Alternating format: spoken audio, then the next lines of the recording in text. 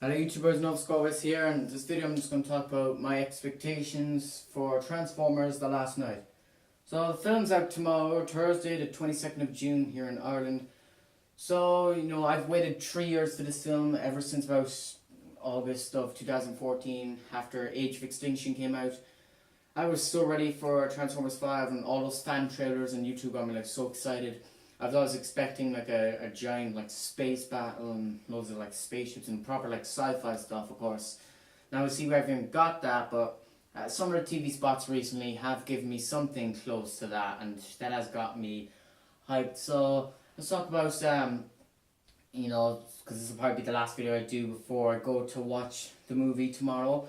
So better give out my thoughts about the movie since I've done like many videos of it on this channel.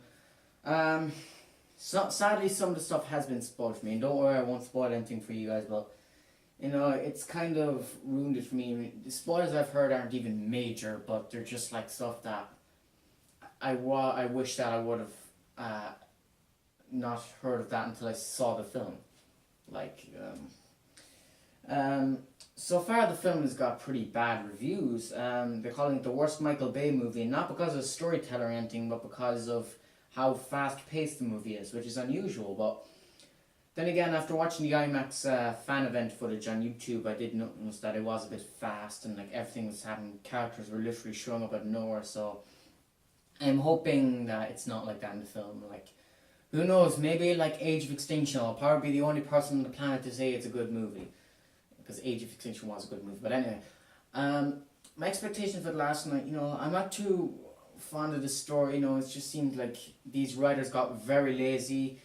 Like, Transformers Age of Extinction was taking the franchise in a different step. Without the Decepticons, we had Galvatron and his prototypes. Of course, they all died. Galvatron survived, and we were supposed to see Galvatron and Optimus Prime again in Transformers 5. But of course, as we know now, only one of them's in Transformers 5. That they just got really lazy, bringing back Cybertron and the Decepticons. Fair enough, Transformers movie, you gotta have Decepticons, but it would have been interesting to see how the franchise would have gone on without the Decepticons. But anyway, plus they're very bad at explaining how Barricade came back to life, because he died in Dark of the Moon, and they pretty much confirmed that in Age of Extinction with the promo material of the blueprints for Boss, which is one of the KSI prototypes who later becomes Nitro in Transformers 5. That pretty much it said that that Boss was built from Barricade's remains. So storytelling, it seems a bit poor to me, and I'm surprised because these writers wrote pretty good films, and not just good films in my opinion, but widely critically acclaimed good films like Iron Man or Black Hawk Down or Amazing Spider-Man 2. I didn't really like Black Hawk Down, but that's a topic for another day. So I'm really surprised that they came up with this terrible story that it's seeing all these bad reviews. It's kind of putting me off, which is unusual because with Transformers usually I don't care what the critics say, I just go into the movie, I watch it. But that's because with the previous movies I never saw any trailers or anything. I just saw like one or two TV spots on TV, and I was like, how I knew there was a Transformers movie coming out. And so I didn't really hear about the reviews till after I saw the film. Sorry, why did I say moon? But with this film, I don't know, there's just something about what the critics are saying that's kind of resonating with me, that they have a point this time around, and I'm kind of concerned that I'm going to be extremely disappointed by this film. So my expectations are kind of going down. But what I am expecting, like the Raging Nation, Alex Yu, for anyone who watches him, he said just going to the best way you can experience a Transformers film is to go in with no expectations and just be willing to be entertained. But that's the way I usually am. But for like this film, it's kind of hard not to have expectations. I'm expecting a bit of history between Optimus Prime and Quintessa. I'm expecting, obviously I'm expecting to be the new Prime, because Lorenzo de Bonaventura said there would be another Prime, so if there's not, then I don't know. Of course there's going to be the whole history thing with the Knights of Cybertron, the Knights of the Round Table. I must be a person, I don't really care at all for that. It just seems a lot of stupid, like all the paintings in Sir Edmund Burton's room of like Hot Rod in the 1900s and Starscream in 1916 or whatever. They got really lazy in terms of the designs, and it does not look real. Starscream looked real, but Hot Rod didn't. And Hot Rod's voice is just terrible, so my expectations are kind of gone down. I'm expecting a bit of Decepticon personality, since the TV spots have spoiled the TV spots in the trailers has already spoiled 3 Decepticon deaths for us. Was it 3? Yeah, three Decepticon deaths for us, and there's 7 Decepticons in the film. So, and Age of Extinction said there was only 12 left. So who knows? But I'm expecting Decepticon personality, because they did put out that marketing material where they were giving personality to Decepticons, and they all had their individual traits. So I'm expecting that, but then again, these writers seem to be not doing anything much different from the original writers. They're just slapping random names and characters, so I wouldn't expect much. What I'm expecting in terms of human characters, I was really hoping Joshua Joyce would be in this movie, since Stanley Tucci is back, but we know now that Stanley Tucci is not reprising his role as Joshua Joyce. He's playing Merlin, and I don't know why they did this, but you remember Tyrese Gibson wanted to be back in Transformers, and he begged Michael Bay, and Instagram Michael Bay wrote him back into the script. Seems now people are saying that he's not in the film, so I'm guessing Michael Bay cut out all his scenes from the movie, which was a pretty dick move to do, and it's going to be kind of disappointing to see. But hey, at least Agent Seymour Simmons is back. He was the highlight of the first 3 films. I loved his character, so I'm expecting a bit of comedy there. Overall, I'm just expecting a lot of comedy, action, the usual, fight scenes and all that, which, we know we're getting.